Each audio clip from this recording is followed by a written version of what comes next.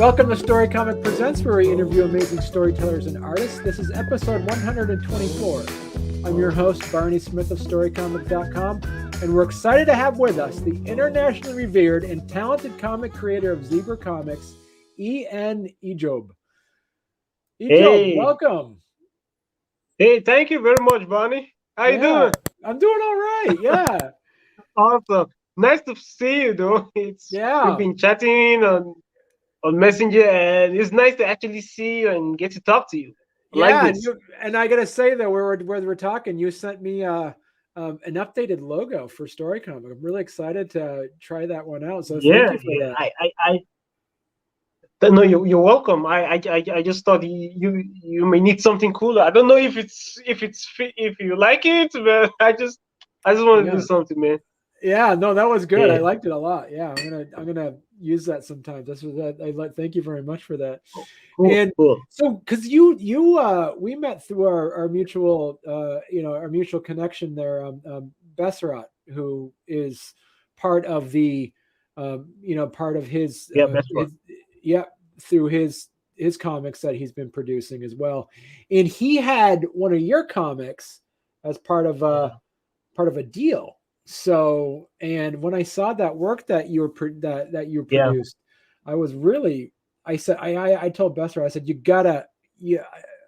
got to be a way that you can introduce me to Ejob, because I really want to talk to him about this.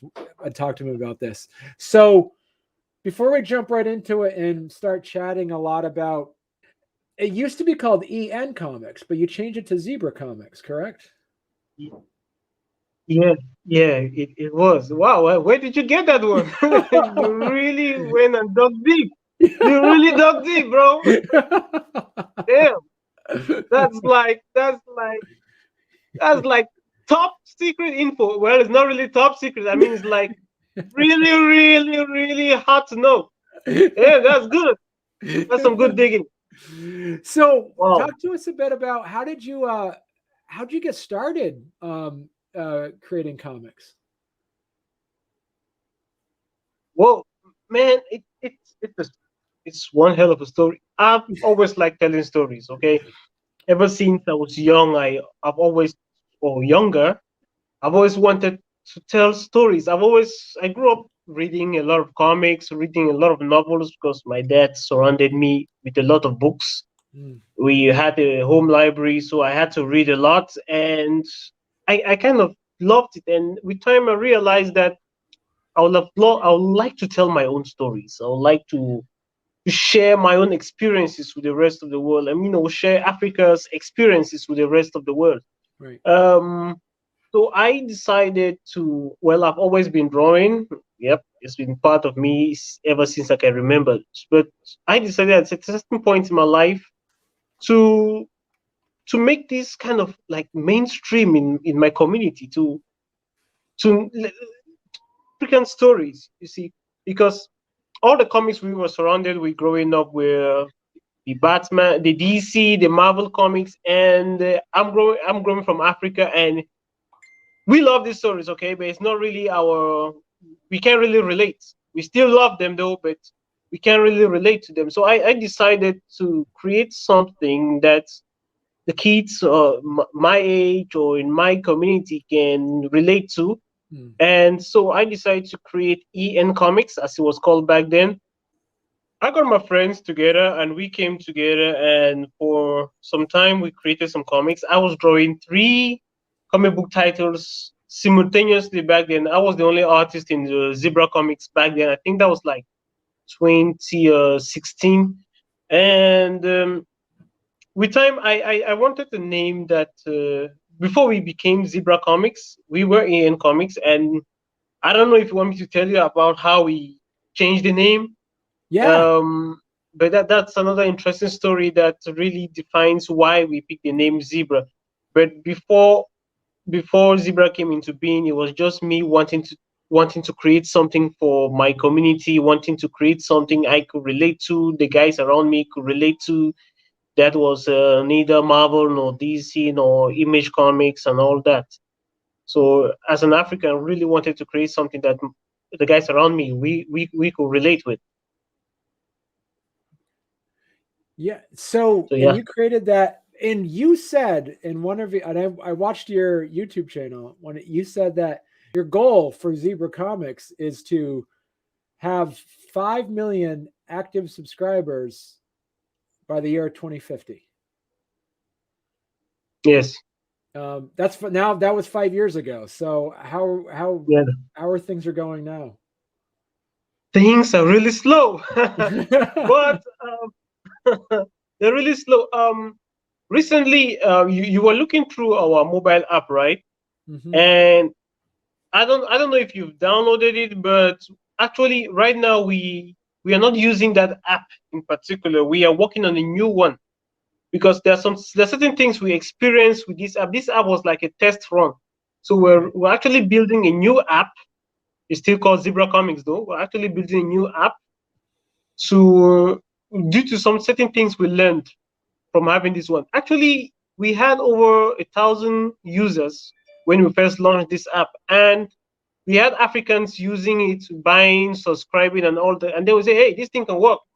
So if 1,000 people could be using this thing every month, that means 100,000 people could, 500,000 people could one day. So we decided that okay, the app had a lot of problems, so we decided to take it down. We told our users that, hey, guys, we'll be taking this thing down for a while. We want to build something better. So in the meantime, we will stick to Kickstarter. Just let us build this app and then we will get back to you. I still believe we can achieve our goal in the next 5 years. But it will take some time because we've really been putting in a lot of effort to make sure this new app has no bugs and that it works very well. So I do Right. believe we'll still attain our goals nevertheless. I am crazitively positive like that. Right. And you did mention about the Kickstarter. So far, you've had two. So far you've had four Kickstarters, Yeah, and you've been able yeah. to. So talk to us about your the titles that you have available right now through Zebra Comics. Okay. Right now, for anyone who has been following Zebra Comics, they will realize that we are working on over at least 12 comic book titles. Wow. But we are presenting you now with only one, ANAKI. You see, Okay. the objective of Zebra Comics, I think I'll explain it to you later in the course why we are presenting you with only one, and yet I say we're working on 12. Mm. The objective of Zebra Comics is to be is or one of the objectives is to be consecutive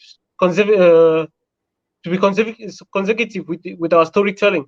Mm. We want that when you start reading a story, because one of the challenges us indie creators or indie studios have is being consistent.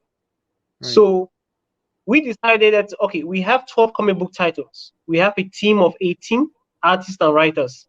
So we decided that we are going to sit back, do all of our comics, 12 issues each, before we launch any of them. That means 12 issues per comic book title. So that's a lot of pages. That's a lot of comics. Wow. So for the past 2 years, we've been developing content that will be available for 1 year plus before we launch.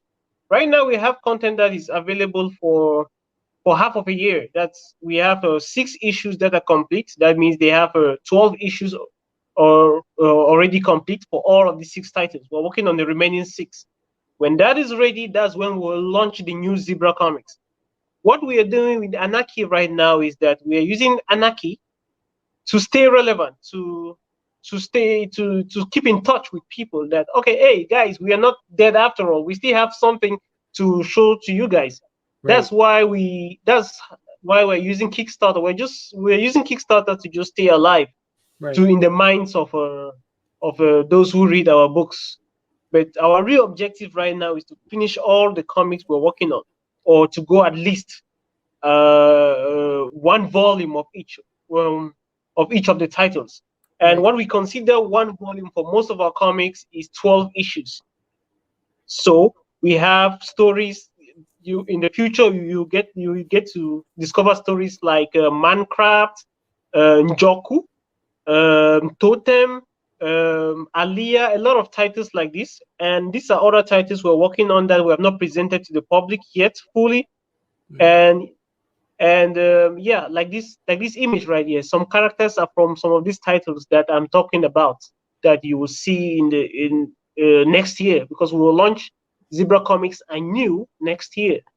So right now we're using ANAKI just to stay relevant in the minds of our users or of our readers. Sorry.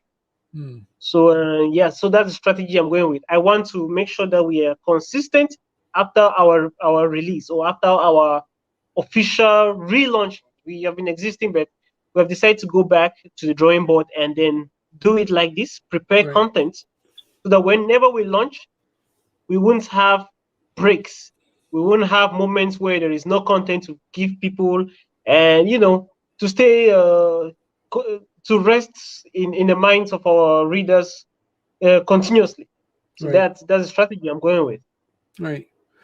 And how many people do you have now? How many people consist of Zebra Comics right now? How many people are consistent? I don't get your question. That are inside that. How many people are part of Zebra Comics? What, like the staff? Yeah.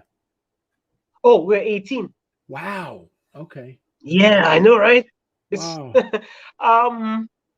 Last week I was talking to a friend and I was like, "Hey guys, we are like 13 in the office right now," and he's like, "Whoa, dude, we're 18." I'm like, "Huh? Really? we already 18?" Like, yeah, you say, "Wow, we're growing." And the good thing is we are one of the few comic book companies in Africa, if not one of the maybe roughly the first 3 companies in Africa that gainfully employs comic book artists. That means these guys are being paid to draw, they're being paid to write stories. So it's something I'm really proud of having achieved right here in Cameroon, in Africa, to create a space where creators can come, do what they love to do comics, tell stories, and at the end of the month they get paid for it. And it's a rarity in Africa. We've been able to pull it off despite all the odds, despite all the since 2016 that we started this. So yeah, we're 18 right now, and it's crazy. It's crazy.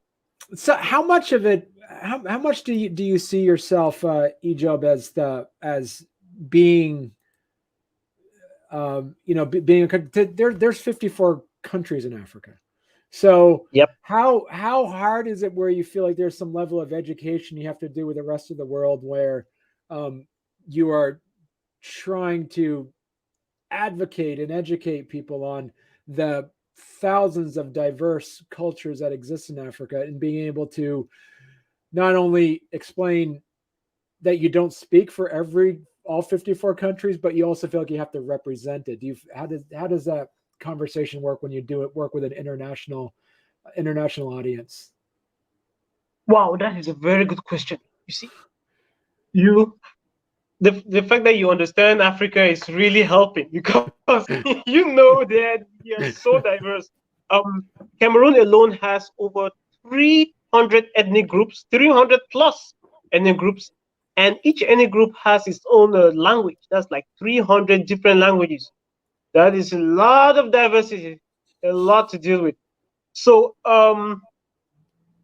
what we do is, there in Africa, actually, the certain cultures that they kind of have like global themes.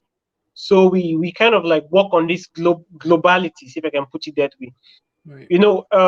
There are certain things that are common throughout Africa, like our modes of worship, the things we believe in. There are certain generalities.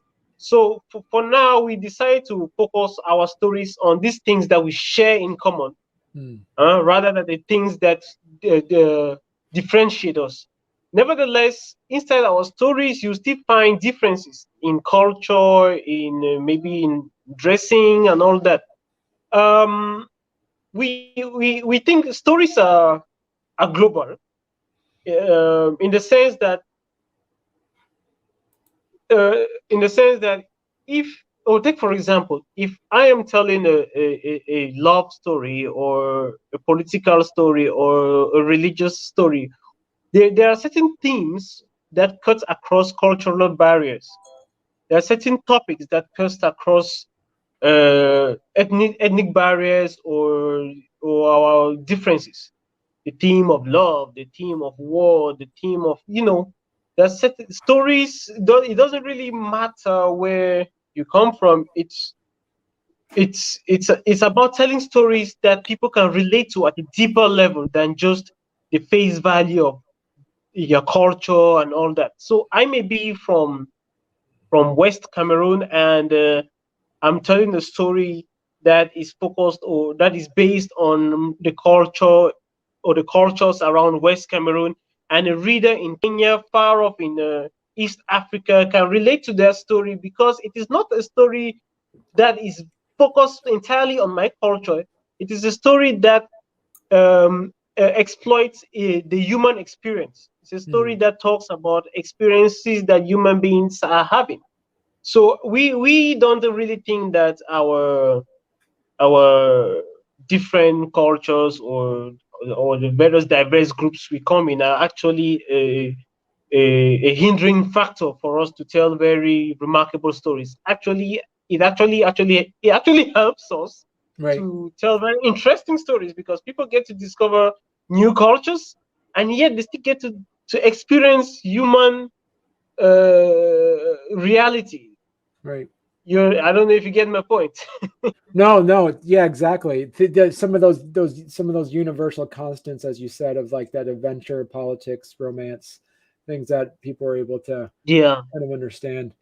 yeah, and No, it doesn't really matter if you. It's the same as we enjoy Western comics, for example. We enjoy DC, Marvel, Image Comics, Dark Horse. We enjoy all of these things, but we can relate to them on a right, deeper, on a cultural level. We can relate to American realities because we are not Americans. right. We enjoy manga. We enjoy anime. On a cultural level, we can relate to them culturally, but on a human level, we can relate to their story. So it's not really about cultures and all that. It's more about the story. What story are you telling? And if the people can relate to those stories as human beings, not necessarily as divided by culture and all that. So I've never really found that as something that's very challenging if we look at it that way. Right. Yeah. Do you feel so? So, as you said, you started this in around Zebra Comics around 2016 or so, and you had. How difficult was it for because we have people that listen that are comic creators who are wanting to go in the direction you are, where they actually kind of create this company. How much of a challenge was it for you to wear both hats as an artist and a creator, but also have to wear a hat as a business person? Um, how how difficult of a Whoa, man, transition of that was that for man, you? man. It hasn't gotten easier though. I can tell you that. It hasn't gotten easier. Um, well, it has gotten easier in a particular. If you're looking at it from a particular direction, and it's tougher as far as getting more challenging as time is going because there are still some goals I have not achieved, and I still Right. really need to achieve them. Um, I started this thing in 2016 as a company. Before then, I was just a regular guy drawing, and I was actually drawing just for myself. That's how I started comics. I actually was just drawing for myself. I was drawing comics and reading them for myself with my friends, and we would comment on my comics, and that was it. So, but I wanted to, with time, I wanted to share this experience with other people. So, when I started this, oh man, it was hard. It was hard. um getting people on board to read comics. It's I can tell you now, I come from a space where reading comics was not really a common thing in my community. You weren't seeing a lot of comics around. I just happened to grow up in the family where books were a thing. It wasn't in every family around me. That wasn't the case. Right. So it was me trying to create a new reality in my community, and that means you got to have a lot of courage to do that. So luckily, I have a bunch of friends that are remarkable, man. These guys are my energy. They really helped me to share my passion with my community, in the sense that when I created Zebra Comics, right, I needed a team. I needed a team of artists. I was drawing alone. And I knew that I couldn't I couldn't capture the eyes of the community with just one story. I needed to many comics out there. I needed a diversity, something that probably everyone can relate to or find themselves in. So I had to I had to draw a lot of comics. I had to start drawing like 3 comic book titles. There was ALIYA, there was TOTEM, there was TUMBU. I had to draw all of these 3. That was not easy. And plus that, I had to print comics and go to local conventions, because there's just one convention in the country. And funny enough, it starts tomorrow. The one for this year actually starts tomorrow. It's called the Mboa Bidi. Mboa is the way it's a local way we call Cameroon. And Bedi is a French word for bande dessinée, which also translates as comic book. No, that one is in Congo. Oh, that's the one you're Congo. showing right now is in Congo. Yeah. So yeah, like this one starts tomorrow. This is the one I'm talking about, the Mboa Bedi. So I went to this festival in 2017. I needed to print comics. I had no money for that. I needed. So I got together with my friends, and what we did, we sold some t-shirts. We designed some t-shirts. We designed some really cool. We made personal or customized stickers and digital drawings for people. So we got to our friend list. We say, hey, I was like telling my friends, like, hey, I can draw you digital. I can make a digital portrait for you. You just have to pay me this amount of money, and I will draw you. And a lot of guys were really happy about it. A lot of guys wanted me to draw them, and I did a lot of drawing. I drew like 50 people, man. I drew like 50 people. Damn. So I drew a lot of guys, did a lot of digital portrait for people, and they were paying me, and I was using it to raise money, because that was the whole idea. I designed some t-shirts and I sold them out. My friends were buying these t-shirts, and I got to raise some money, and we used that to print. We print about 500 copies of our very first magazine. We called it back then the Zebra Comic Special, #1. We have only ever printed one. We've only ever done one print of that thing, one print run. So we took it now to the Mboa Bede edition, or Mboa Bede Festival in 2017. And the funny thing is, this festival was the only comic book convention in the country, and it was in the French-speaking part of Cameroon. And okay, my guys, luckily enough, most of us are bilingual. Right. I was not really good in French back then. I had to learn French. Yeah, I mean, so I had to go to this festival, and I had to speak a lot of French. My French was just jagged, just rough, but I think guys were getting the gist. And I got to share my experience with the organizers, and they were happy. They were happy that, okay, guys were coming with comics from English Cameroon, and they shared our story, and people were happy to receive us. And till today, we are very close friends with the festival organizers. And that's how we started, man. We sold 300 copies straight up in a month. 300 copies in French Cameroon, and those copies were in English. Now, that's the weirdest part about it. Those copies were in English, and our French brothers, they bought all of this. They bought 300 plus of it. So we came home with like 180 or 170 something, 170 copies, and we thought it was a success, and we have been building up from there ever since. We've just been building up from there ever since, growing the community bit by bit, bit by bit. It's not been easy, but today we're able to employ ourselves full time, because we do this full time.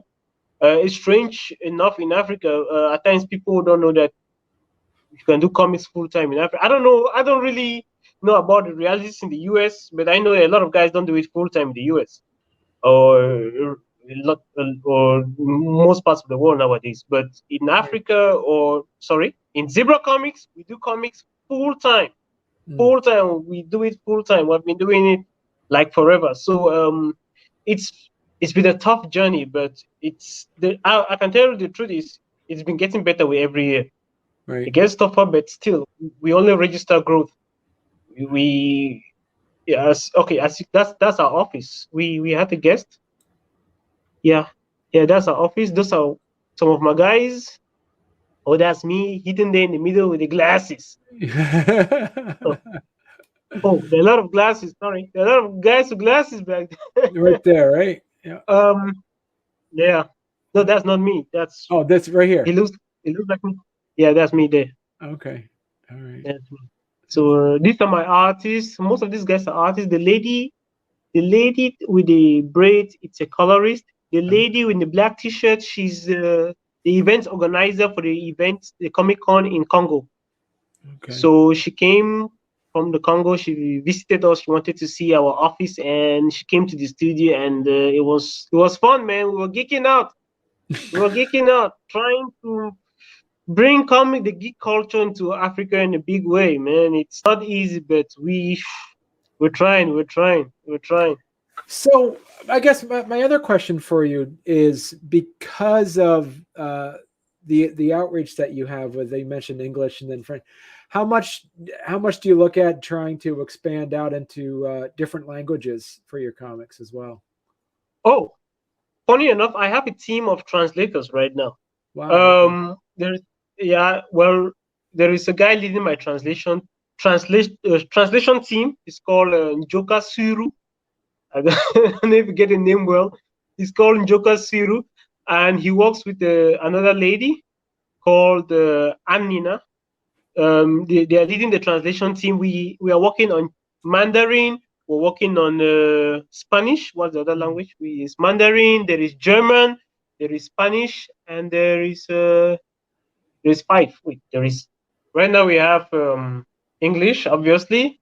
There is French, obviously. I'm in a French and English speaking country, so we're working on German too. We're working on Mandarin. We're working on German. Recently, we got a guy who can do also a Japanese translator. So we're working on these 6 languages: French, English, German, Mandarin, Spanish, and Japanese. The Japanese hasn't started yet, but we just did recently. So the guy hasn't started work yet, but pretty much soon. So yeah. So we're really looking on the expanding our outreach, because once the app is ready, the new app we're working on is ready, we'd like to share it with the rest of the world. So it's not just English and French. We also have to include these other languages in, and also some African languages that I was negotiating with the lady. She's quite busy right now, so I can't really promise something for the other African languages, but I think with time I'll be able to do that. It has been quite an expensive venture with translation, but we're doing it nevertheless. Now, being one of the fastest growing, if not the fastest growing comic companies in Africa right now, how much do you feel as though is there like some sort of sense of responsibility for like some educational components for creating some school age materials for folks that can help with literacy or help with learning a different language? Do you feel is there any pressures that you're feeling to produce anything like that for school age children? Yeah, actually, there is a department of Zebra that the public is not aware of, really, but we're not really hiding it though. We're still working on it. It's called Zebra Kids. Okay. Zebra Kids. We have, I think we've produced like seven books already for that brand called Zebra Kids. It will be launched after the app has been launched.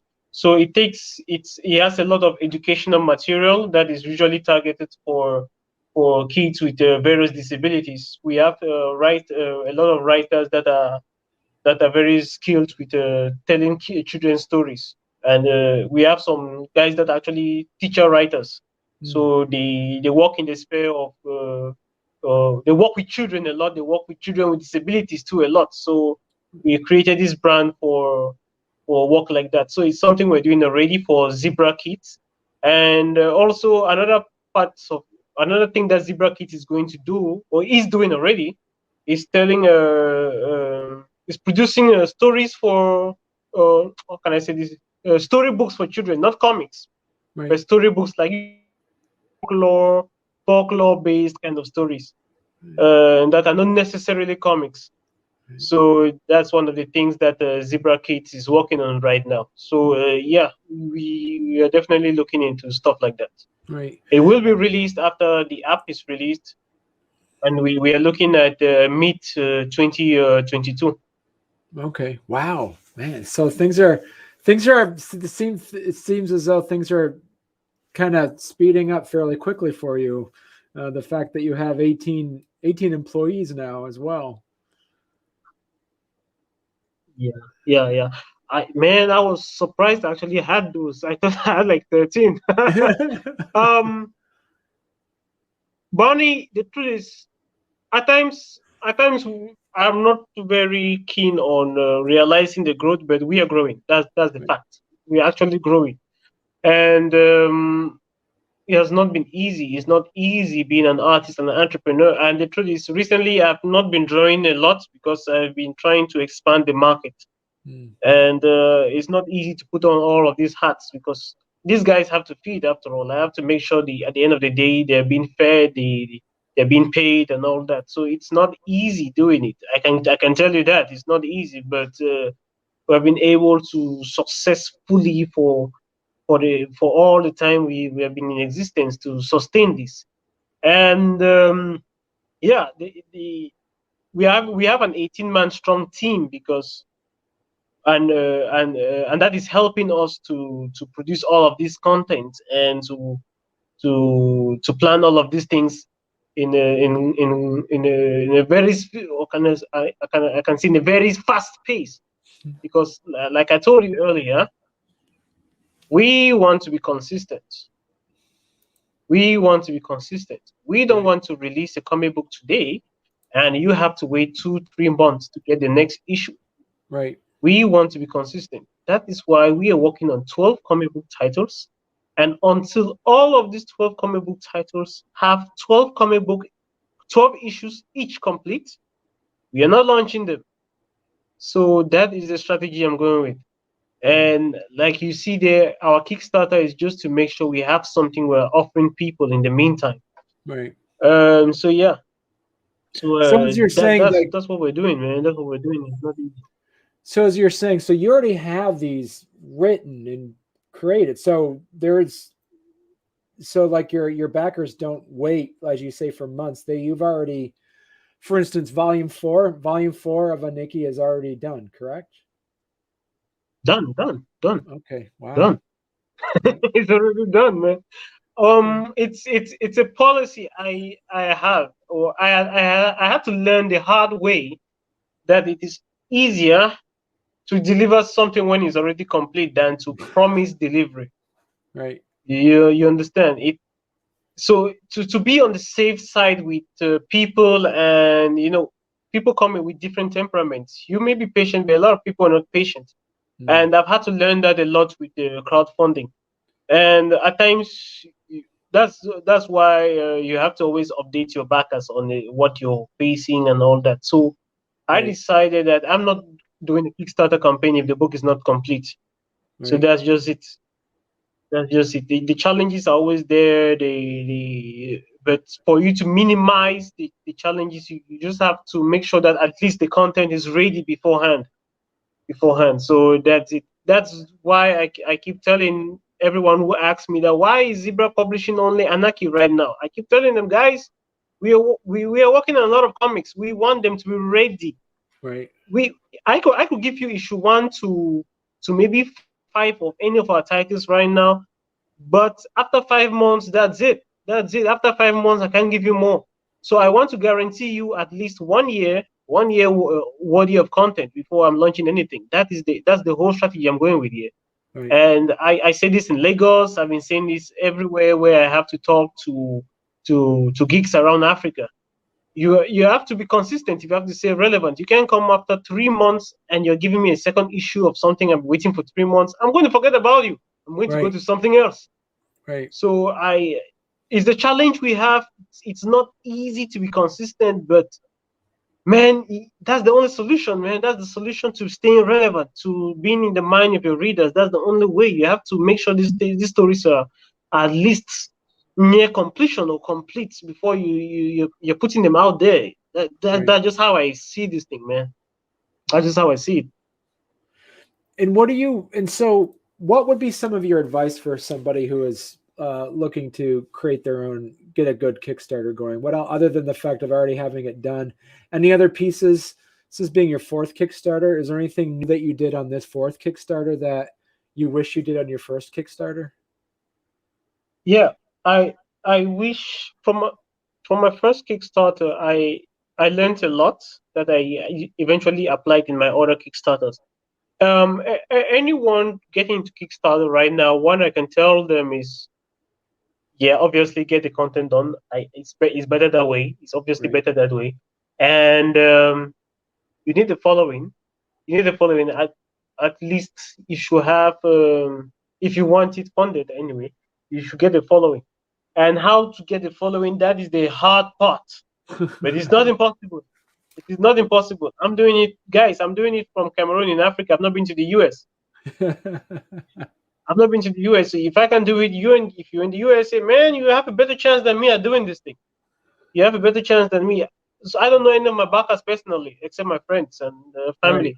So what I used is I banked a lot on social media. What I did is I made sure I communicated with a lot of other creators, back their work, tell them I've backed their work. Like, hey, guy, I backed you. You might do the favor next time if you can. So I get to discuss with a lot of other creators, back their work, and make sure I read their work, because I think that if you have to get something in return, you have to give. You have to give something. Well, life is just like that. Life's quid pro quo, man. Quid pro quo. You have to give to get. So I don't believe in the thing just happening by accident like that. So I had to talk to a lot of people. I had to talk to a lot of people one-on-one, go to their messenger and just bring up chats, just to get to know them, get to know their work, get to know their campaigns. I usually go to Kickstarter, see what other creators have put on. When I back their campaign, I go find them on Facebook or whatever social media they have and chat about their book. Try to get to know them. That's it. It is hard to do, but you just have to do it. You just have to do it. I talk to them, get to know them. I share experiences together, and then we become friends, and I become serial backers of their campaigns. And in turn, they return the favor. That's how it happens. That's how it happens. I don't have any other method, really. I just communicate with people. We just talk to them like human beings. Like, man, I like what you do. I just backed it. I'm also an artist. Can you tell me more about your story? They tell me, we get to know each other. At times, we even go to become very personal friends. I know a lot of backers. I even know what happens in their personal lives, and I don't know them physically. And build this relationship with people. I think that business is all about relationships. Relationships is really what matters. If you can build good relationships with people. And I wouldn't say I have a very strong following on Kickstarter yet, but the few guys that I have, I really cherish them, because these are the people I really talk to one-on-one.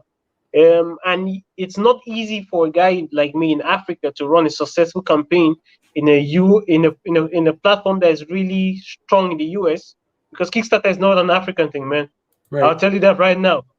It's not an African thing. It's hard for us to succeed on Kickstarter from Africa. There are a lot of guys that don't trust us. They don't trust us based on the past experiences and all that. I do understand, but you have to build the trust somehow. You have to do it somehow. But it's going to be a lot easier if you're in the United States and it's your thing. You can relate to these people better than some of us. So chatting with them I think it should be easier for you. Just get to know these people, man. Support their work, and in turn, they might return the favor. you shouldn't hope that they do. You shouldn't think that they should or they are forced to support you back. But you should hope that they won't. You should just hope that they won't. Just support for supporting sake. I do believe that what you give will eventually come back to you tenfold. And I'm living proof of it, man. I'm living proof. I've been backing guys, and at times they don't back my work. It doesn't matter.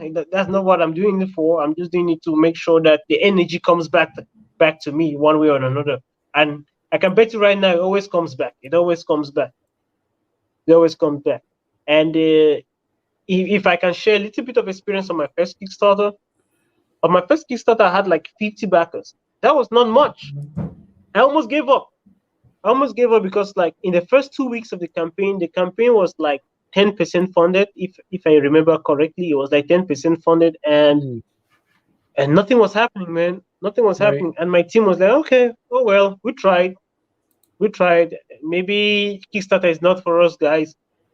And I don't know what happened. I don't know what pushed me. I can't remember, but close to the end of the campaign, I decided to do something different. I decided to go talk to people, one-on-one. That is what changed the campaign. That is what made it to succeed. Oh, those are some of the T-shirts we sold back in the day.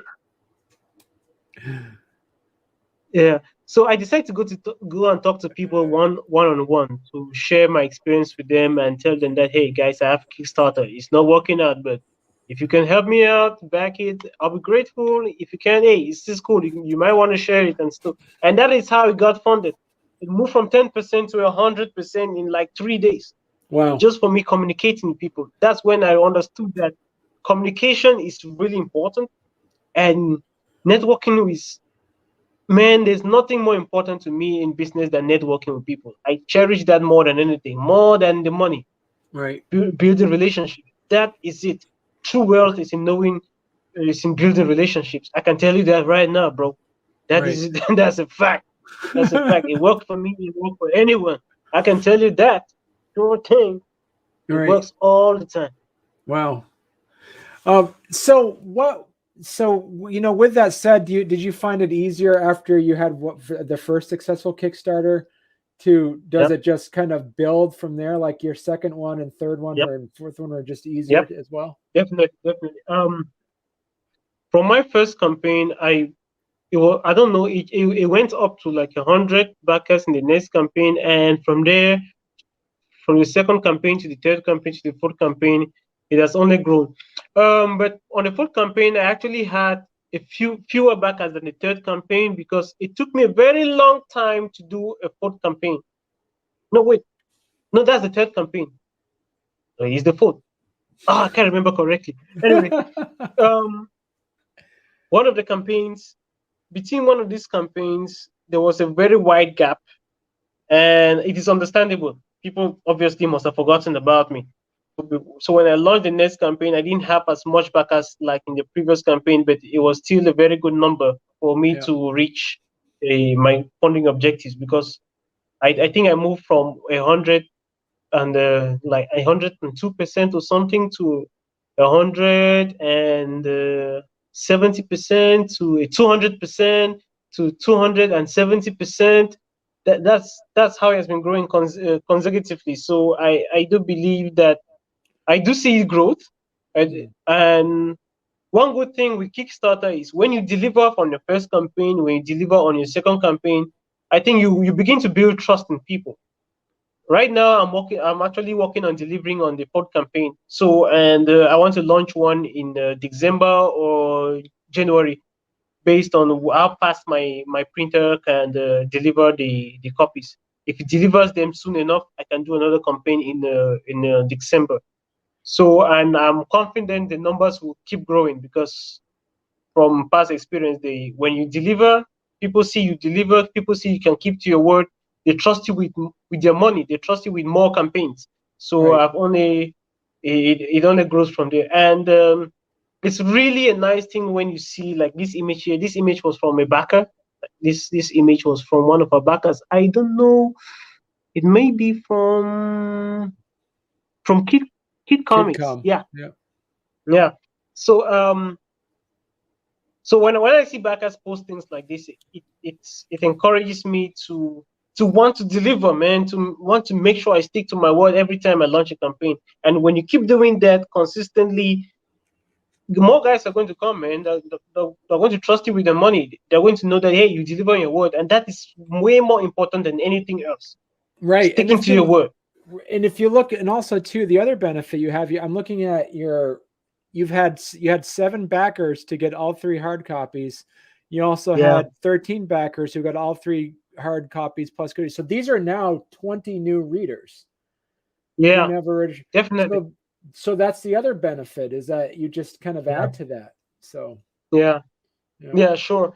And you're right. When new backers or maybe guys going through Kickstarter and they see my campaign, for example, and they see okay, this guy has been delivering other campaigns, and like, hey, let me try this out.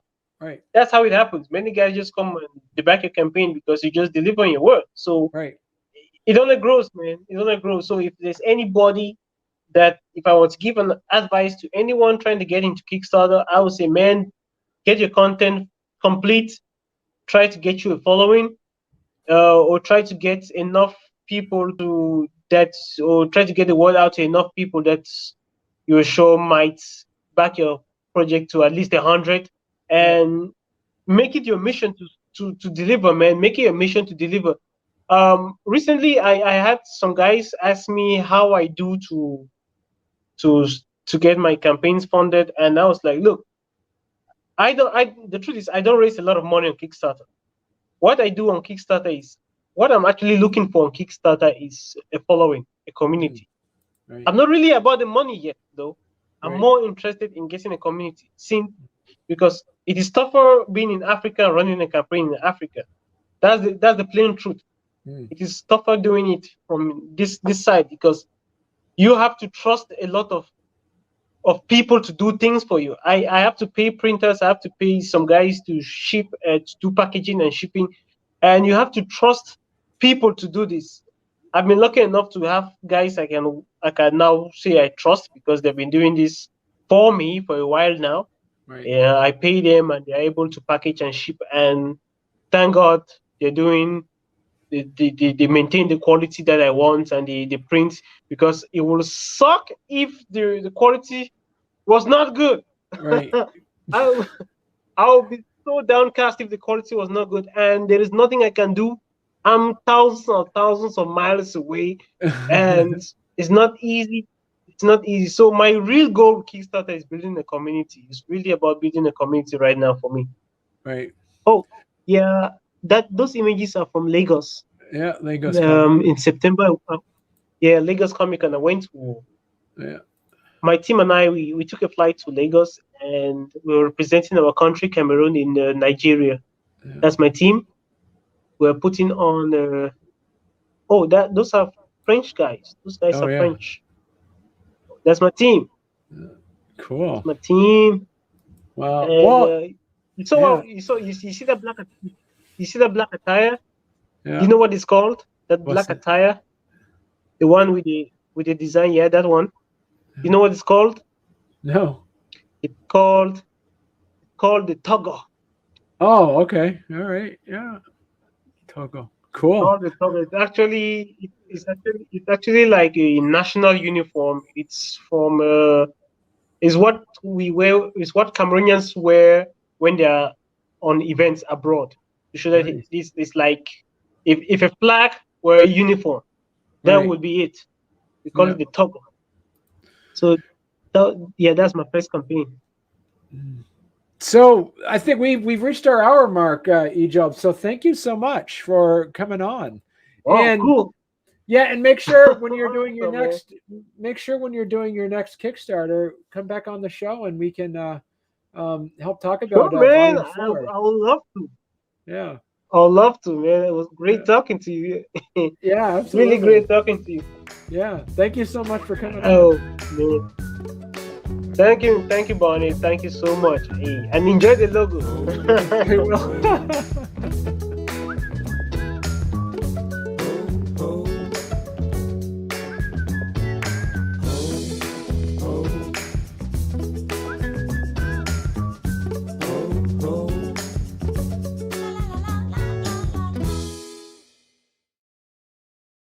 All right, I'm gonna do the intro and then we'll get started, Ejob. Okay. Okay, cool. All right. All right. So you want me to call Nathan or Ejob? What do you prefer me to call you during the interview? Whichever you're good with, man. Okay. All right. It's all me. It's all you I'm anyway. with either All one. right. Yeah. All right. Here we go.